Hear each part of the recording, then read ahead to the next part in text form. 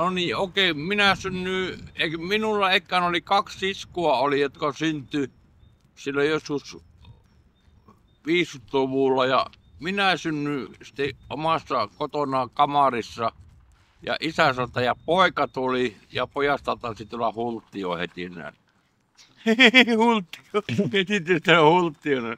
No ei sitten moni kilttikoululainen tähän tyylinä ja sitten kävi peruskoulu ja kato, ekkan oli ala-aste, mutta sitten tuli peruskoulu minun aikana ja se oli hyvä aika oli ja sitten mä 19-vuotiaana kävin sahatömyyskurssi 3 kuukautta ja viikon ja pääsin sahalle töihin, mutta se oli niin huono palakka, niin minä sitten sanon Kalaveli, että jos musta raivoa saa, niin otat töihin. Hän otti sut töihin ja se nappasi heti ja oli 6 vuotta aluksi siinä oli ja mitä sitten? Minä olin joku vajaa 40, kun oli Siiköjaksossa oli ilmoitus, että Hannu Marjakangas on Vornassa, sen on studio, niin mä heti sitten Ismata ruvesin säveltää biisiä. Mä tein ekana EP-levyjä, sitten 2 pitkäsoittua ja bändin kanssa tein yhden EP vielä tein näin. No ei, se oli niin nappikauppa, kun jos sanotaan, että mä otin 200 levyä, otin myyntiin, otin 10 eurolla möin levytä. Se oli semmoista harrastuspohjasta ja halusin vähän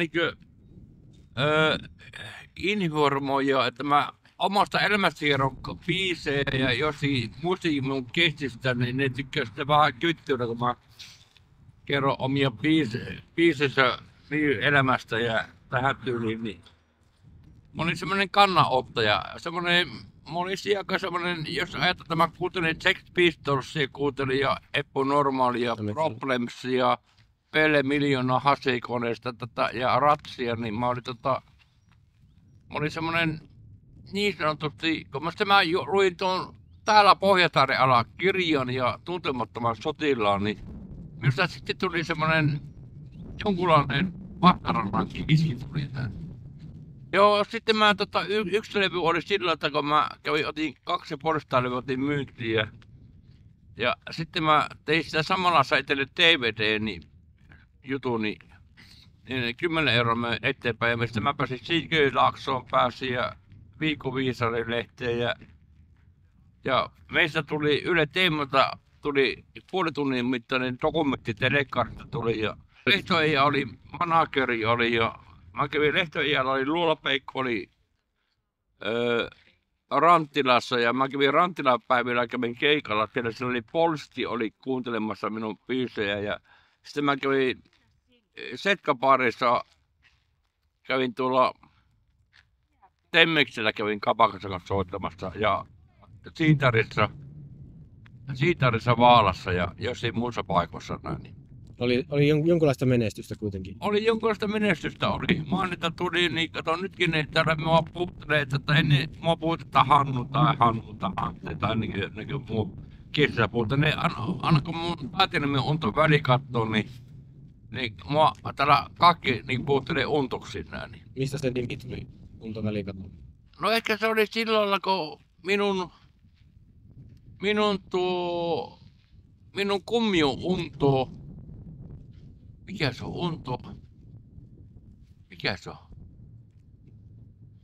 Miten mä nyt saa päähän?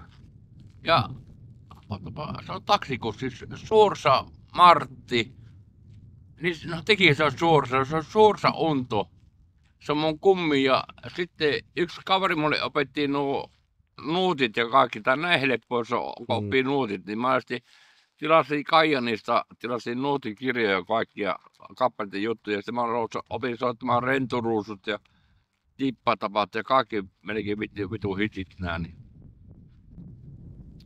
se oli Unto Kulkkinen kamaa, niin mä ajattelin, että no sitten se on Unto ja sitten mä ajattelin, että jatkosta mistä se tuli se välikatto tuli. Mutta kun mä makasin sängyllä, että siinä on välikatto, niin se on Unto välikatto. No niin.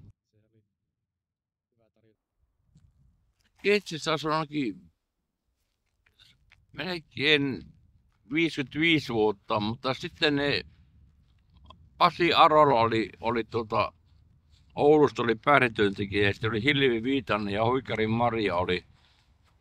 Ne tuli sanotaan, jos lähdet Viitasaarelle kuntoutukseen. Mä ekana olen lähtenyt, mutta sitten mä kuitenkin lähdin, kun mä menin huonoon kuntoon. Mä olin siellä kuntoutuksessa, oli Viitasaarella hovikartanossa ja maalaskartanossa. Oli se hovikartano ja mikä se oli se toinen paikka? Kangaskartanolla. Mä tein biisin sitä niiden brändistä, että niin sehän pyöri siellä Viitasaarella joka paikassa. Joo. Käytiin siellä Huvilalla soittamassa niin, ja ne Vilmas muona. Ja sitten ne lupas mulle, että kun te tulet Kestilä, että sulla on huonekalut ja kaikki, niin vittu ne valehteli mulle. Ei ollut mitään. Ei ollut mitään. Joudun kavolle vuodeksi niin ne valehteli mulle. Ja kyllä tavallaan mä sairastan tavallaan skitsofreniaa, mutta silloin 6 vuotta sitten on mulle uusi diagnosi, että mulla on määrittelemätön skitsofrenia. Tämä lääkärit käytiin, että onko mä hullua pöliä vai sitä välitän. Mutta mulla on siihen hyvät lääkkeet ja tähän tyyliin, niin peratsin. Mä voin näyttää vaikka. Tässä on Propradia, mun syölääkkeet on. Tässä on Peratsin ja Kasimiilisen kaikki käsimpiä. Kyllä. No mä ajattelin sitä, kun tämä oli 3. kerta mä joudun eruolla piiriin, niin eihän tätä, kun jos 40 € saa maanantaina ja perjantaina rahaa, niin eihän se saa, kun maanantaina perjantaina tupakatopa ja muutama oluen tai pisteen, muutama maksalaatikko. Rahat menee sitten, nytkin niin mä hain rostita ruokaa. Tämmöisiä rostita ruokaa. Yhteiskunta vittu vei rahat multa, kun mä olin 6 vuotta, kun olin metsurina Haumankaimenakin, mä oon ollut jo maatalouslomittaja ja mitä mä oon kaikkia ja rankasauta saanut, niin sitten vielä rahat niin miten mä jollakin 40 € pääsen käymään jossain Taimaassa, niin kuin muut ihmiset, vaikka Virossa tai Latviassa. Pitäisi päästä eroon tästä, tämä on huono systeemi, että tällä pannaan tosu alle. Niin ajattelin, jos sinut tai joku presidentti pantaisi eroolta, että saako 40 € käyttörahaa, niin se on perseestä. No kun se oli siinä, kun mä olin vähän kerrota, mä olin Viitasaarella, oli 3 kuukautta, yleensä oli kuukauden olit, siellä olivat ihmiset niin katkaisuissa, mä olin 3 kuukautta oli. Mutta sosiaalisen maksamassa eläke mulle tuli siihen aikaan. Niin että sai tupakkaa ja tyttöleensä ostettu vähän lahjoja, että sai niitä suvella vähän näin. Eli suvella ilman hampaita. Niin. En mä tiedä, mä tarvitsen elää vanhuuspäiviä ja mä ajattelin, jos mä pääsisin joku järkivän lääkärin tykö, kun ne on hulluja tuolla mielenterveys tuommoisia ne lääkärit ja muut, kun tässä päästä yksityiseen lääkäriin, mutta kun Piipolan taksilla ei pääse ajamaan mihinkään, kun on vittutunut minua, ei Pulkkilan taksilla pääse lääkäriin. Mä oon ehkä siltä niin polttanut siltä osalta, kun mä oon niin ammattilainen vittuilemaan. Mutta minä kyllä elän tällä hetkellä parasta elämää, mutta mulla on semmoinen tarkoitus, että kun mä saan pikkusenkaan rahaa, mä ostasin akusten kitaroja ja rupesin uudelleen säveltämään kappaleita, mutta kun ostettiin harrastusta, mutta kun ei. Kitara on mulle niin kuin nainen sulle, joka yössä yksinäistä lohduttaa. Että olisi jotain tekemistä päivittäin. Tekemistä. Muuta kuin niin. maata vaan kämpillä tai... Niin. No sanotaan, että mä oon kiitollinen siitä, että mä oon Piipalassa yhden kerran saanut turpaa saanut ja että sanoo Piipalo ihan mukavia ihmisiä tähän tyyliin. Että täällä on hyvä asua ja tähän tyyliin ja mulla on jotain hyviä ystäviä on ja ei tässä mitään. Ne Kestilän ystävät vaihtui, mutta monta ihmistä teki itsemurhaa tuolla Kestilässä, niin vähän jollakin lailla harmittaa, mutta hätäkeskus.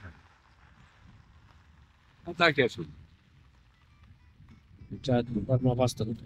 Hätäkeskus. Haave. Oi semmonen haave.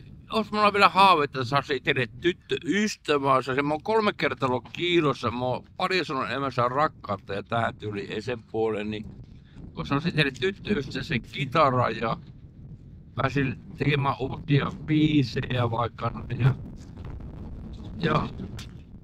Oho, mikä? Niin se oli se Matti Tölkis. Ois mun kanssa sen tyttöystävä ja pääsi elämään vielä perhe-elämää sillä lailla, mutta mä oon jo 60-vuotias, että ei tässä hetkessä mitään lapsia enää tarvitse, mutta tyttöystävä, voi helkkari, miksi siitä on käynytkään piippua. Hätäkeskus. Minua ilmoitetaan tänään tekee juttua minusta johonkin juttuun. Miten 40 € kun saa, niin sosiaalisihteerit ja eruolaiset menee niillä 40 €. Niin ei sillä mihinkään pääse. No 40 €, jos mä menen Ouluun, se menee 16 €, 16 € takaisin, 8 € rahaa. Ei se saa mitään. No ei kyllä. Vittu, on ne sikoja saatana näitä. Kato minua, tehdään lehteen juttua. Tuu sinäkin tähän kuvaan. Elämälle kiitos, sai siltä paljon. Mutta vielä haluaisin jotenkin kokia, mutta kun olisi kiva käydä vaikka jossain Taimassa tai Virossa, mutta miten näillä rahoilla mihinkään pääsikö? Ei pääse edes polukkina pääse. 40 € maanantaina ja perjantaina rahaa, niin miten niillä hurota? Ja niillä pitäisi ostaa tupakat ja ruuat, niin eihän jos topa ostaa ja riso ja ventit, niin maksaa 15 €. Sitten jotkut sosiaalikat sanoo, että ostaa makaronia. No ei se, kun makaronissa on mitään muuta kuin nisu, jaho, velliä ja vettä, niin ei sillä mitään ravittua ole. Niin se on. Ja mä oon iso mies, jos mä nostin pystyyn tällainen, mä oon 190 senttiä pitkä jätkä, niin mä joudun syömään 4-5 kertaa päivässä, niin mulla on yhtenä päivänä ruoka ja tupakat on. Ehkä pari olutta. Sitten saa Rossit hakea ruokaa. Tämmösiä, mitkä satana, tämmösiä pullia. Mandariiniakin löytyy Rossista ja tällainen. Niin ne herrat vaan mällä. Mä siitä huolimatta äänestin aluevaaleissa ja kunnallisvaaleissa. Mulla on sitten äänioikeus, mulla on oikeus valita, jos mä haluan. Niin, se on kyllä totta. Kato, mä oon laskenut, että maanantai, tiistai, keskiviikko, torstai, se on pitempi jakso. Ja perjantaina avantaa sunnuntai on lyhyempi jakso. Kun ostaa se tupakatopa ja risa ja ventiin, se on 15 € suunnilleen, sitten 20 € ruokaa. Se justiin, mutta kun ei pysty ostamaan, sitten kahvia ei pysty ostamaan. Niin. Maanantaina, tiistai, keskiviikko, torstai pystyy ostamaan jo 2 pakettia helvettiin halpaa kahvia. Sitten saa olla 2 päivää nälissä ja Rossit hakemaan ruokaa. Kato, sitten kun ne vetuu aina siihen, kato, että siksi jo, eikö se ole hyvä, että eroalapiiristä tulee vuokrat maksettua. Niin. Mutta minä olen 50 vuotta asunut, tai sanotaan 30 vuotta asunut vuokralla. Ainoa vuokrani maksanut. Se on sosiaaliakkojen tekosyy tuommoinen. 11 vuotta asuu Kessilässä Syrjittiellä ja tuli vuokrat joka kerta maksettua näin. Sen jälkeen asunto sitten oli Hiisaritiellä, eikö sitä ennen oli Hiisaritiellä 6 vuotta, niin mä tuli vuokrat maksettua. Se on niillä vaan semmoinen tekosyy näin. Ne pitää mua hulluna, mutta mä en oo hullu. Mä oon lopuksi järkevä ihminen. Mutta ajatellaan sitä, että kun mä olin 30-vuotias, mä olin 373 päivää selvinpäin. Mulla on päiväkirja siitä, niin mä kävin kirkossa aina 2 viikon välein. Mikä siinä sitten tapahtui, että olet juomaan taas? No kun menetin kaikki ystävät näin. Niin. Ei kukaan käynyt enää kylässä, kun hyvin harvoin kävi, niin kun mä olin siinä Sokaamon, niin alkoi taas se ystäviä riittää näin. Mutta kun tästä mä olin siinä Sokaamon, niin taas oli hauskaa ja tähän tuli. Että jos mä otan aamulla 3-4 kaljaa niin joka aamu. Mutta mulla on semmonen juttu, että mä otan sen 3-4 kaljaa ja sitten mä tiskaan ja siivoan ja siivoan ja vien roskat ja hän postit, mä saan vähän energiaa. Sitten sen jälkeen mä syön, mä nukun 3-4 tuntia. Mä yritän saada nukkumaan 12 aikaa ja sitten herran puoli 4 aikaa. Se iltapäivä makkaan sängyssä vaan apaattisesti ja suunnittelen uutta päivää näin. Seuraava päivä. Niin. Aika yksinkertaista touhua. Enimmäkseen nukun. Mulla on unilääkitkin, mutta mä otan unilääkitkin. Mulla on virtsapenia ja melatoninia. Onko sulla semmonen, että vähän päivät on aina samanlaisia? No aika yksitoikkoisia. Joo. Te jotakin vaihtelua kaipaisi. No kaipas ja on se kiva käydä jossakin käydä, mutta no, kohta Ilmari tulla, niin mä pääsen maakuntamatkailulle. Vaikka mulle joku sanoo, että kun jätet vankikarkoiden näköinen, että mulla on kippuranukko ja säätöli ja aika tuima ilmiö. Mutta mä en oo mikään naisten hakkaja näin. Joo, et sä semmonen pelottava ihminen on. Niin. Sitä, että... ollaan me tunnettu jo aika pitkään. Niin. Voisin mä vielä sanoa yhden jutun Sano. näistä pappeista. Sanoko, täällä oli ekana aluksi täällä oli Tapio Leinonen täällä Piipparossa pappina. Sitten tuli just kun mun velipoika pääsi ripille just niin aikoina, se tuli Keistelä papiksi, niin se otti minut, siksi otti havan kaivaa ja homma ottaa. Mulla olisi energia purkaa siihen havan kaivamiseen, että tulisi liian vähän rikoksia tehtyä. Miten se meni se haudankaivuhomma? No minä vetelin 80 senttiin kaivoa Lapiolla hautoja 2 vuotta, niin 95-96 vuonna. Isä kuoli 97 vuonna, niin mä sitten lopettiin, mutta tuli itkupuseroon.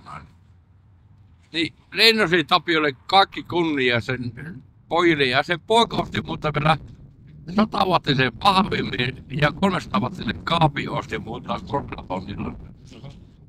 Lennosin Tapiolle kaikki kunnia.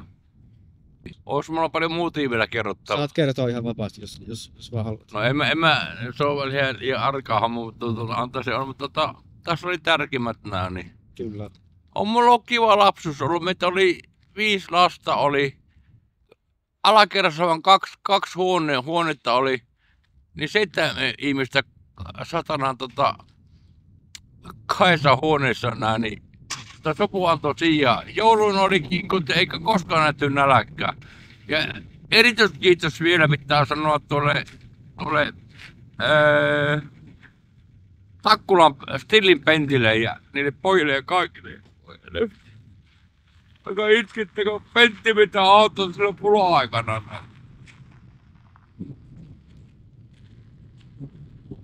Itku mennään tuolla kaikki. Ei se mitään.